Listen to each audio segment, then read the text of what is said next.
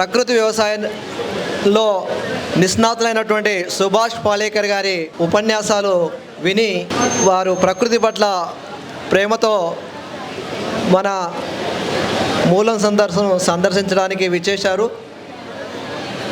చాలా సంతోషకరమైన విషయము. వారిని వేదికను అలంకరించవలసిందిగా మనవి చేస్తూ ప్రకృతి వ్యవసాయము మనం చేస్తున్న కార్యక్రమాల గురించి గ్రామ భారతి ఈ రాష్ట్రంలో గత 30 సంవత్సరాలుగా గ్రామ వికాసం కోసం పనిచేస్తున్నది. గత 15 సంవత్సరాలుగా అంటే సుమారుగా 2012 నుంచి సుభాష్ పాలేకర్ కార్యక్రమాలను తెలంగాణ రాష్ట్రంలో నిర్వహిస్తున్నాము.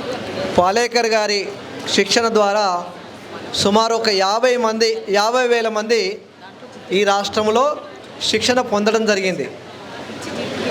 వారు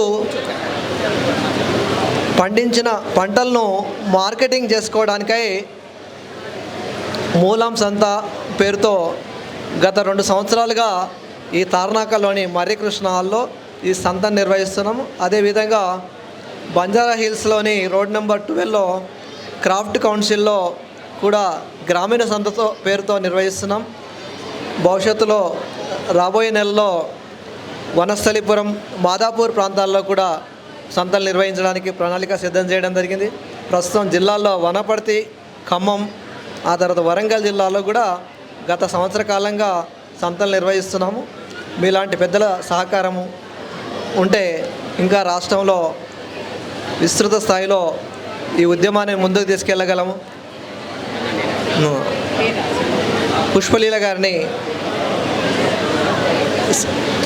ప్రసంగించవలసిందిగా మనవి చేస్తా ఉన్నాం. అందరికీ నమస్కారం. నా పేరు పుష్పలీల, నేను మాజీ మంత్రిని. మనం నిజంగా ఈరోజు మీరందరూ అభినందనీయము. ఎందుకంటే ఒక మంచి కార్యక్రమాన్ని మీరు నిర్వహిస్తున్నారు. దీనిని నిర్వహించే వాళ్ళు కూడా సిఎస్ఆర్ మెమోరియల్ ఫౌండేషన్ వారి ఆధ్వర్యంలో మరి ఉట్కూరి లింగం గారు, కర్ణాకర్ గౌడ్ గారు, ఇంకా చాలామంది గ్రామ భారతి. ఈ గ్రామ భారతి అంటే అసలు గ్రామాలే మనకు పట్టుకొమ్మలు. గ్రామాలు అభివృద్ధి చెందితేనే దేశం అభివృద్ధి చెందుతుందని నమ్మేవాళ్ళు మనం అందరం కూడా. ఎందుకంటే హైటెక్ ఎంత వచ్చినా దాంట్లో ఉండే నష్టం చాలా వరకు మనం చూస్తున్నాము. మళ్ళీ తిరిగి బ్యాక్ టు పెవిలియన్ లాగా మళ్ళీ వెనక్కి వస్తున్నాం మనం. మన నానమ్మలు, మన తాతలు, మన ముత్తాతలు వాళ్ళందరూ కూడా చాలా ఆరోగ్యంగా, ఎలాంటి మెడిసిన్స్ లేకుండా ఆరోగ్యంగా ఉన్నారు. అంటే వాళ్ళ భూమిలో ఉన్న సారాన్ని పొల్యూట్ చేయకుండా కెమికల్స్ ఆర్గానిక్ లాగానే ఉండే వాటినే తిన్నారు. కెమికల్స్ అసలు ముట్టుకోలేదు వాళ్ళు. పెస్టిసైడ్స్ కానీ ఏవి కానీ కూడా చేయలేదు. అట్లా లేకుండా ఉంది కాబట్టే మన అమ్మమ్మలు, మనము ఇప్పుడు మా తరం వరకు బాగానే ఉన్నాం. మా పిల్లలు కానీ ఇంకా ముందు జనరేషన్కి మాత్రం 60 ఏళ్ళు అంటున్నారు. కానీ 100 పోయి 60 అయ్యాము. ఇప్పుడు 60 పోయి 40కే వచ్చాము. 40లోనే ఓల్డ్ ఏజ్ వస్తుంది అంటే మనం తినే పదార్థాలలోనే చాలా వరకు కూడా నష్టమైన ఫుడ్ తింటున్నాం మనం. అంత ఫాస్ట్ ఫుడ్, స్విగ్గీలు, జొమాటోలు ఇవన్నీ చేయడం వల్ల మనం రోజు న్యూస్లలో కూడా ఈ మధ్యలో చూస్తున్నాము.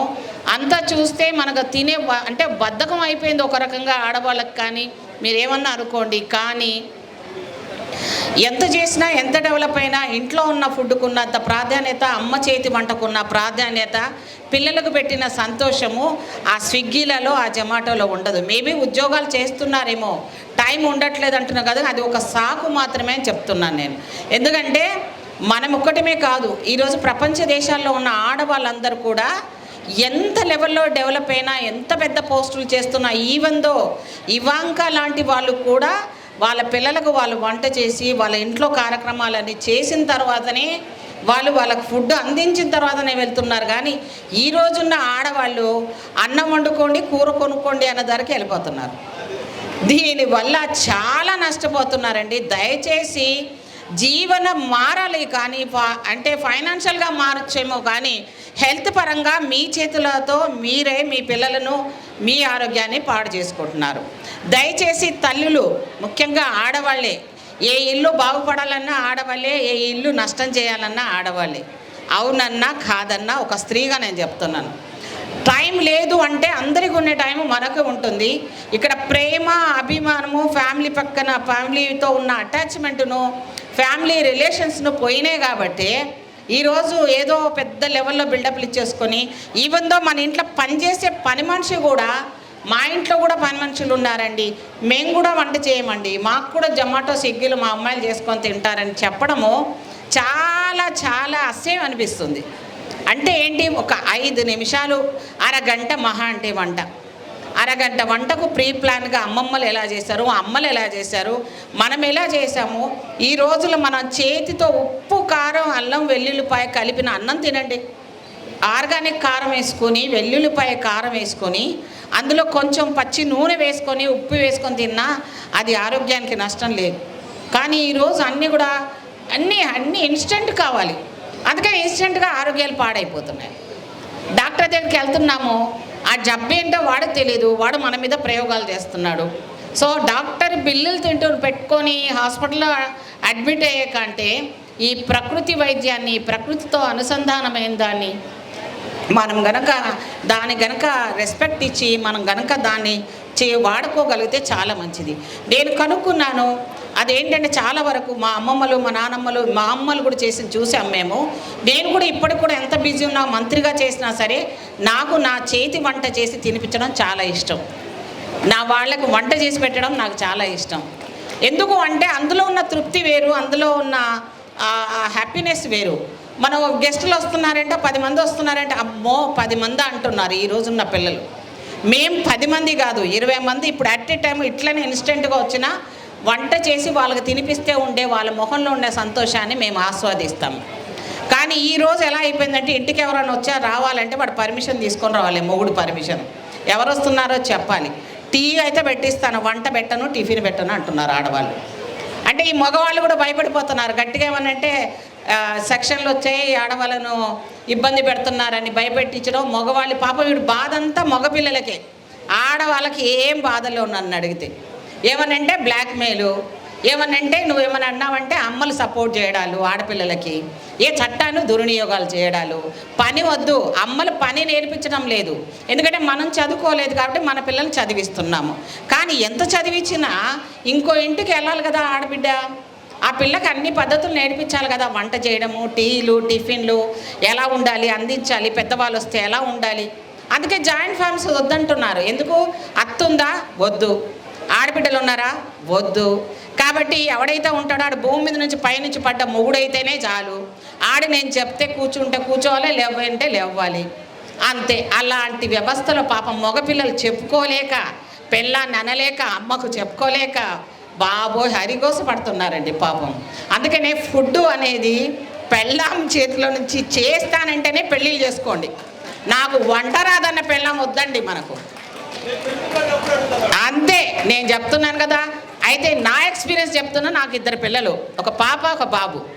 పాప ఆమెని డెంటల్ డాక్టర్ చేయించాను, మళ్ళీ ఆమె LLB చేసింది, LLM కూడా చేసింది. ఎందుకమ్మా, డబ్బులు వస్తాయి కదా, ఒక పన్ను పీకితే డబ్బులు, పన్ను తీస్తే పెడితే డబ్బులు కదా బేట, ఎందుకు అది చదువుకుంటావంటే, మమ్మీ డబ్బులు ఉంటాయేమో కానీ నాకు దాంట్లో తృప్తి లేదు, నేను LLB చదువుతాను, ఆడవాళ్ళ సమస్యలు చాలా ఉంటాయి, సెక్షన్స్ కూడా, ఎందుకంటే రాజ్యాంగంలో ఏది మార్చినా మారకపోయినా పర్వాలేదు కానీ రాజ్యాంగంలో మహిళలకు సంబంధించిన లా మార్చాలనేది మాత్రం నా డిమాండ్. ఎందుకంటే అందులో మన చట్టంలో చాలా ప్రాబ్లమ్స్ ఉన్నాయి. ఆ చట్టంలో మార్చాలంటే ఆడవాళ్ళలో అన్ని రకాలుగా మెమరీలు ఉండాలా, హెల్త్ ఉండాలా, అన్నిది అమ్మలు చెప్పింది వినాలి, ప్రశ్న ఆడకూడదు. ఇప్పుడు అట్లా నా బిడ్డ చదువుకున్నా కూడా పల్లెటూరుకి ఇచ్చాను నేను నా పాపని. హైదరాబాద్ అమ్మాయి అయినా పెద్దంబరిపేట అంటే మీకు కొంత గ్రామీణ వాతావరణమే ఉంటుంది. వాళ్ళ మామయ్య సర్పంచ్, మా బాబు మా అల్లుడు డాక్టరు, నా కొడుకు అమెరికాలో సెటిల్. అయితే ఇంట్లో ఉన్నప్పుడు మాత్రం వాడు ఒక స్పూన్ తీసి కొంచెం నీళ్ళు తేరంటే అబ్బా ఎన్నిసార్లు చెప్తావు మమ్మీ అని. ఆడపిల్లలు మగపిల్లలు ఇప్పుడు అలాగే అంటారు. కానీ అక్కడికి నేను వెళ్ళినాక చూస్తే గిన్నెలు దోముడు, వంట చేసుడు, ఊడ్చుడు, ఆకలి పిల్లల ముడ్డి గడుగుడు కూడా చేస్తున్నారు. అది ఎందుకయ్యా మరి, అదేదో ఇక్కడే నేర్చుకొని అమ్మలు ఆడపిల్లలతో పాటు మగపిల్లడు కూడా వంట నేర్పియాలి. నేర్పిస్తారా నేర్పియరా? లేకపోతే అమ్మాయిల్ని ఎలా అమ్మాయిలు అస్సలు పని చేయకూడదు, ఏది చేయాలో అది నేర్పించండి. అదే లేదు అన్నయ్య ఈ పని చేస్తాడు నువ్వు ఆ పని చేస్తాడు కదా, వాడికి వంట నేర్పియండి. ఆడ రేపొద్దున పెళ్ళాం వదిలేసే కేసులు చాలా అవుతున్నాయి. వాడు హోటల్ తిని చచ్చిపోడు వాడు పాపం. ఉండాలంటే వాడికి ముందు వాడికి వంట రావాలి.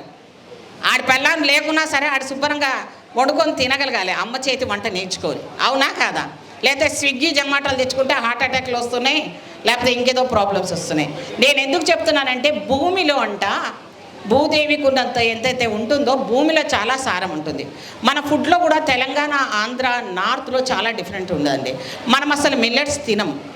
మనము ఏమిటి శనగలు కానీ రాగులు సజ్జలు మా తాత ముత్తాతలు తిన్నారు, ఇప్పుడు ఎవరు తినట్లేదు. కానీ నార్త్లో అందరూ శనగలు తింటారండి. ఎందుకు తింటారు అంటే రాత్రి నానబెట్టి పొద్దున్న ఉడకబెట్టుకొని వాని బ్రేక్ఫాస్ట్ శనగలు తర్వాత క్యారెట్లు, కీర, ఒక నిమ్మకాయ, ఉల్లిపాయ పెట్టుకుంటాడు వాడు. బ్రేక్ఫాస్ట్ అంతే వాడిది. ఎందుకు తింటారు అని అడిగితే గుర్రంకు ఎంత బలం ఉంటుందో కాళ్ళలో శక్తి ఏది ఉంటుందంటే ఆ శనగల్లోనే ఉంటుంది. తర్వాత దాన్ని ఉగ్గులు అంటారంట. సో అది ఆ ఫుడ్ వాళ్ళు తింటారు కాబట్టి నార్త్ ఇండియన్స్ చాలా బలంగా ఉంటారు. మన వాళ్ళేమో తల నిండా అన్నం వేసుకొని అందులో అన్నీ వేసుకొని కలుపుకొని తింటే కానీ మన పొట్ట ఇంత బయటకు వస్తే కానీ మనము పెళ్ళికి అనిఫిట్టు, పెళ్ళానికి అనిఫిట్టు, ఇంట్లో పనికి అనిఫిట్టు, అంతే కదా. సో నేను ఇంత ప్రాక్టికల్గా మాట్లాడతాను. నేను చాలా ఫైరు. నేను ఉన్నది ఉన్నట్టుగానే మాట్లాడతాను. నాకు బేషిజాలు ఉండవు. సమాజాన్ని మార్చాలంటే వాడిని అయ్యా అమ్మ అంటే ఎవడు వినడు. ఇదే ఉంది తినండి, ఇంతకన్నా నేను వండను అన్ని అమ్మలు ఎట్లాగైతే అప్పుడు తినిపించారో ఇప్పుడు మీ పిల్లలకి మీ భార్యలు కూడా ఇదే వంటలు వాళ్ళ అమ్మలు నేర్చి పంపించాలి. ఇప్పుడు పిల్లని చూడడానికి వచ్చినప్పుడు ₹1,00,000 కోడలు సంపాదిస్తుంది కాబట్టి ఏం అవసరం లేని అత్తలు వంటింట్లో పోయి పనిచేస్తున్నారు. ఏమమ్మా ఈ పాపము శాపము అవసరమా? ఆమె ₹1,00,000 తెస్తే ఏమవుతుంది? ఆమెకు నువ్వు వంట చేయాలా? అవసరం లేదు. ఆమె వంట చేయాలి. అవసరం అంటే ఉద్యోగం లేని కోడలు చేసుకోండి, అవసరం లేదు మనకి. అది చేయాలి, ఇది చేయాలి. సో ఇప్పుడు రెండూ చేయించకుండా అమ్మాయిల పెళ్ళికి మాత్రం రెడీగా కూడా ఇప్పుడు పెళ్ళి కూడా వద్దంటున్నారు. ఎందుకంటే ఆడనివ్వడో చేసుకోవాలి, ఆడ కోసం పొద్దున్న లేవాలి, వానికి టిఫిన్ వండాలి, ఆడికి పిల్లలు కనాలి, వాని పిల్లలకు సేవ చేయాలి, ఈడు నా మీద డామినేట్ చేస్తాడు. ఎందుకు వచ్చింది వీడికి పెళ్ళి? మాకు పెళ్ళిళ్ళే వద్దని అమ్మాయిల పెళ్ళిళ్ళకి అడుగు. కారణం ఏంటంటే వాళ్ళు ఈ పని మేము భరించాము, మా తరం వాళ్ళు భరించారు, మా అమ్మలు భరించారు, మా అమ్మమ్మలు భరించారు, అన్నీ. ఇప్పుడున్న జనరేషన్ భరించట్లేదు. వాడికి నువ్వు వీక్లీ వన్స్ బయటికి తినిపోయి ఫాస్ట్ ఫుడ్ తీసుకుపోతావా, హోటల్కి తిప్పుతావా, బట్టలు కొనిస్తావా, లేకపోతే నీ జీతం ఏమన్నా సంకనాకి పోనీ నువ్వు అప్పన తీసుకురా, ఇవన్నీ చేస్తేనే నువ్వు నాకు మూడుగా సెట్ అవుతావు, లేకపోతే పక్కను చూసుకుంటాను అంటున్నారు. లేకపోతే టీవీలో చూస్తున్నారు, మర్డర్లు అయిపోతున్నాయి, చూస్తున్నారు కదా, రోజు న్యూస్ చూస్తున్నాం కదా. నీలో ఏమైనా తక్కువైతే అమ్మాయిలు ఫాస్ట్ అయిపోతున్నాయి. బాయ్ ఫ్రెండ్లు ఎన్ని రకాలు ఉంటున్నారంటే ఒకడు బయట తిప్పేటోడు, ఒకడు షాపింగ్ చేయించేటోడు, ఒకడు ఫోన్ రీఛార్జ్ చేసేటోడు, ఇవన్నీ వాళ్ళకి తెలియదు కదా పాపం చేసుకునేటోడికి. ఆడకేమో పాపం మా అమ్మ ఎట్లా పెంచిందో నాకు అట్లాంటి పెళ్ళం కావాలనుకుంటాడు. ఈమె ఎక్కడ ఉంటుంది మన దగ్గర? అర్థమవుతుందా? సో కల్చర్ చాలా డేంజర్ అయింది. ఇవన్నీ దారి తీస్తున్నాయి. అలాగే మనకు పండే పంటల్లో గోధుమ చాలా బలం తీసుకుంటుందంట భూమిలో నుంచి. ఎక్కువ భూమిలో ఉన్న సారాన్ని లాగేసేది ఒక గోధుమలు మాత్రమే. అందుకే వాళ్ళు గోధుమలు, జొన్న రొట్టె తింటారు కాబట్టి అంత స్ట్రాంగ్గా ఉంటారు. మనం రోజు అన్నం తినడం తప్ప వేరేది ఏదైనా తినడం నేర్చుకోమంటే ఉండలేని దేశంలో ఉన్న బియ్యం అంతా పండించేది మనమే, తినేది మనమే, డయాబెటిక్ అయ్యేది మనమే, జబ్బులు వచ్చేది మనకే. అవునా కాదా? సో వీళ్ళు తీసుకునే కార్యక్రమం. కానీ నేను ఇప్పుడు అబ్జర్వ్ చేశానండి. నేను ఒక కస్టమర్గా వచ్చాను, ఒక గృహిణిగా వచ్చాను, ఒక పొలిటీషియన్గా వచ్చాను. అబ్జర్వ్ చేసింది ఏంటంటే రేట్స్ చాలా ఎక్కువ ఉన్నాయండి కంపేర్ టు అదర్స్. మేము ఇవే కొంటాము, వేరే దగ్గర ఎగ్జిబిషన్స్లో చూశాను, కానీ కొంచెం రేట్స్ ఎక్కువ ఉన్నాయి. మన వాళ్ళు ఏదైనా వంకాయ కొనాలన్నా 10 సార్లు బార్గెనింగ్ చేస్తాం. ఇప్పుడు నాలెడ్జ్ చాలా వచ్చింది కస్టమర్కి. సో కంపేర్ చేసుకుంటున్నాడు వాడు. వెంటనే ఫోన్ చేతిలో ఉంది, ఇదైతే ఎక్కడ ఉంది రేటు తక్కువ ఉందని చూసుకుంటున్నారు. కాబట్టి కొంచెం రేటును తగ్గించుకుంటే మీ కస్టమర్లు, మీ శ్రమ కూడా ఉంది, కొత్తది మీరు ఇన్నోవేట్ చేస్తున్నారు. ప్రభుత్వం కూడా మార్కెటింగ్ లేదు. మన దేశం యొక్క దౌర్భాగ్యం ఏంటంటే మన దగ్గర ఉన్న అన్ని ప్రోడక్ట్స్ ప్రపంచంలో ఎవరి దగ్గర లేవు. మన దగ్గర ఉన్న ఫుడ్ మన దగ్గర ఉన్నట్టు ఎక్కడా లేదు. కానీ దాన్ని మార్కెటింగ్ చేయించడంలో కేంద్ర ప్రభుత్వాలు, రాష్ట్ర ప్రభుత్వాలు ఫెయిల్యూర్ అవుతున్నాయి. అందువల్ల ఈ వీళ్ళు పాపం ఉమెన్ ఎంటర్ప్రినర్గా మారాలంటే కొనేవాళ్ళు లేకపోవడం, ఎక్స్పోర్ట్ చేయలేకపోవడం ఇవి ఈ దేశం యొక్క దౌర్భాగ్యం. సో దీన్ని ఇంట్లో వాళ్ళు ఖచ్చితంగా ఇట్లాంటి ప్రోడక్ట్స్ మీరు ఒక్కరోజు పెట్టారండి, ఇది కరెక్ట్ కాదు, కనీసం 4-5 రోజులు 1 వీక్ పెట్టండి. వాళ్ళందరినీ అడిగాను నేను. అందరూ వచ్చి సర్దుకునేసరికి సమయం అయిపోతుంది, సాయంత్రం అయిపోతుంది, దానివల్ల మాకేం ఉపయోగము, మాకు ఏమీ లేనప్పుడు మేము వచ్చి ఇక్కడ సర్వీస్ చేసినట్టు అవుతుంది, వేస్ట్ అవుతుంది మేడం అంటున్నారు. మీరు ఎక్స్టెండ్ చేస్తారా? లేదు, వారం రోజులన్నా పెట్టండి, పెడితే ఓకే, మీరు నాతో టచ్అప్ ఉండండి. మీరు వారం పెట్టలేకపోతే వారం పెట్టించే వాళ్ళతో టైఅప్ అవుదాం, అప్పుడు వాళ్ళకి డబ్బులు వస్తాయి. పాపము వాళ్ళు మార్కెటింగ్లో వాళ్ళు ఇబ్బంది పడరు అనేది నా అభిప్రాయం. నేను కావాలని ఇక్కడికి వచ్చాను, వెతుక్కొని వచ్చాను, నేను ఉండేది ఎక్కడో అత్తాపూరు, కానీ ఇది చూసిన తర్వాత ఎంకరేజ్ చేయాలి, మనలాంటి వాళ్ళు రావాలి, కొనుక్కోవాలి, చూడాలి అనే దాంతో నేను వచ్చాను. సో ఈ సోదరులు చేస్తున్న దానికి గట్టిగా చప్పట్లు కొట్టండి ఎంత బిజీగా ఉన్నా, ఎందుకంటే సమయం ఇవ్వడం ఈ రోజుల్లో డబ్బు కంటే ఎక్కువ విలువైంది. ఆ సమయాన్ని వీళ్ళు ఇచ్చి ఒక సేవా కార్యక్రమం చేస్తున్నారు. అండ్ దీన్ని మనము ఆడవాళ్ళు చాలా శక్తివంతులము. అలాగే మార్కెటింగ్లో మనం వెళ్ళాలంటే ఎక్స్పోర్ట్ చేయగలగాలి, ఈ ప్రోడక్ట్ని ఎక్స్పోర్ట్ లెవెల్లో చేయగలగడానికి ప్రయత్నం చేద్దాము. అలాగే భూమిని లీజ్ తీసుకొని పండించే వాళ్ళు కూడా నష్టపోకుండా ఆర్గానిక్ మెథడ్ని స్కూల్స్లో నుంచే నేర్పించాలండి. ఇది ఏదైనా ప్రకృతి వైద్యం కానీ ప్రకృతికి సంబంధించిన భూమికి సంబంధించిన విషయాన్ని బియ్యం ఎలా పడుతుందో మనకు తెలీదు, కానీ ఈరోజు ఇంత అన్నం పడేస్తున్నప్పుడు మన పిల్లలకు తెలీదు దాని వాల్యూ. ఒకరోజు పొలం పాట తీసుకుపోవాలి, అక్కడ చూపించాలి రైతులు ఆ నాటు వేసేటప్పుడు ఎంత కష్టపడతారో, మనం ఎంత అన్నాన్ని పడేస్తున్నామో. ఆ రాజులాగా రైతులు ఉంటే ఈరోజు అడుక్కు తిని వాళ్ళు చచ్చిపోతున్నారు. వాళ్ళకి గనక కోపం వచ్చిన రోజు మనం నిజంగా రాళ్ళు కూడా తిందామంటే కూడా మనకు అవి దొరకవేమో నాకు తెలిసి. మేము బియ్యం పండించాము, అసలు వాళ్ళకి నిజంగా అమాయకులండి. నేనైతే ఒక రివల్యూషన్ తీసుకొద్దాం అనుకుంటున్నా రైతుల విషయంలో. ఎందుకంటే వాళ్ళు పండించాలి మన కోసం ఇంత కష్టపడి, మళ్ళీ గవర్నమెంట్ని అడగాలి, కొనుక్కోండి మాకు రేటు ఇవ్వండి అని అడగాలి. వాడు పోయి ఒక ఏమంటారు రైస్ మిల్లోడికి అమ్ముకోవాలి, వాడు లాభం పడాలి. వీడికి చేసిన శ్రమ దొరకట్లేనప్పుడు మనం బియ్యం తినేవాళ్ళం ఎవరైనా సరే రైతులను నేను ఇప్పుడు చేయదలుచుకుంటున్నాను. వాళ్ళకి చెప్తా, మీ కుటుంబాన్ని సరిపోను ఒక బియ్యము ఉప్పులు పప్పులు అన్నీ కొనుక్కోండి, పెట్టుకోండి, స్టాక్ పెట్టుకోండి, బియ్యం బండియకండి, ఇక ఏం బండియకండి. ఆఖరికి ఏ పరిస్థితి తీసుకురావాలంటే రైతు ఇల్లు ఎక్కడుంది బాబు, నీకు భూమి ఉంది కదరా నాయనా, నీకు కాళ్ళు మొక్కుతాను, నేను పండించిన పంటకు నాకు 10 బస్తాలు కావాలంటే నేను డబ్బులు ఇస్తాను, వర్షాభావంతో ఉన్న ప్రకృతిలో నష్టం ఏదైనా లాభము నష్టము ఇద్దరం సమానంగా తీసుకుంటాను, మీకు డబ్బులు ఇస్తేనే మీరు పండించండి అని రైతు కాళ్ళు పట్టుకునే రోజు రావాలంటున్నాను నేను. అవునా కాదా? గట్టిగా చప్పట్లు కొట్టండి. రైతు రాజండి, వాడిని మనం ఎంత అవమానపరుస్తున్నామండి. వాడు ఎందుకు బియ్యం పండించి మనకి ఇస్తున్నాడండి? మనం వాడి కష్టాన్ని కనుక చూస్తే వాడు ఈరోజు పడుతున్న దాన్ని వాళ్ళు చాలా తక్కువ ధరకు అమ్మేసుకొని వెళ్ళిపోతున్నారే, అది చూస్తుంటే బాధ అనిపిస్తుంది. కాబట్టి రైతు పండించడం మానేసి క్రాప్ హాలిడే లాగా చేసేస్తే ఒక 6 నెలలు బియ్యం పండించకుండా ఇవన్నీ చేస్తే అందరూ చక్కగా అయిపోతారు. అప్పుడు బియ్యం దొరకదు, అన్నం తినే వాళ్ళ పని అయిపోతుంది. వాళ్ళందరూ మన రైతు ఇల్లు ఎక్కడున్నాయి వెతుక్కోవాలి. ఇప్పుడు చీరలు కనుక్కోవాలంటే చేనేత వాడి దగ్గరికి పోతున్నాడు, ఇక్కతు పోచారం పోతున్నామే. రైతు ఇల్లు వెతుక్కొని ఈ పంటలు కావాలి అని మనకు డబ్బులు ఇస్తేనే రైతు పండించేటట్టుగా ఉంటే ఈ దేశం చాలా బాగుంటుంది. అంతేనా కాదా? రైతు జై జవాన్ జై కిసాన్ అండి, ఇద్దరు ఏడిస్తే ఈ భారతదేశం ఎప్పుడూ బాగుపడదండి, నేను నమ్ముతాను అది. అలాగే దేశంలో ఈరోజు ఏదైతే జరుగుతున్నాయో రాజకీయ పార్టీలుగా ఉన్న వాళ్ళు ఎవరైనా అందులో స్వార్థపూరితంగా ఉండి ఈ దేశాన్ని ఇప్పటి కూడా డెవలప్డ్ చెందుతున్న దేశంగానే ఉన్నారు. మనకంటే చిన్న దేశాలు ఎప్పుడో బాగుపడిపోయినాయి.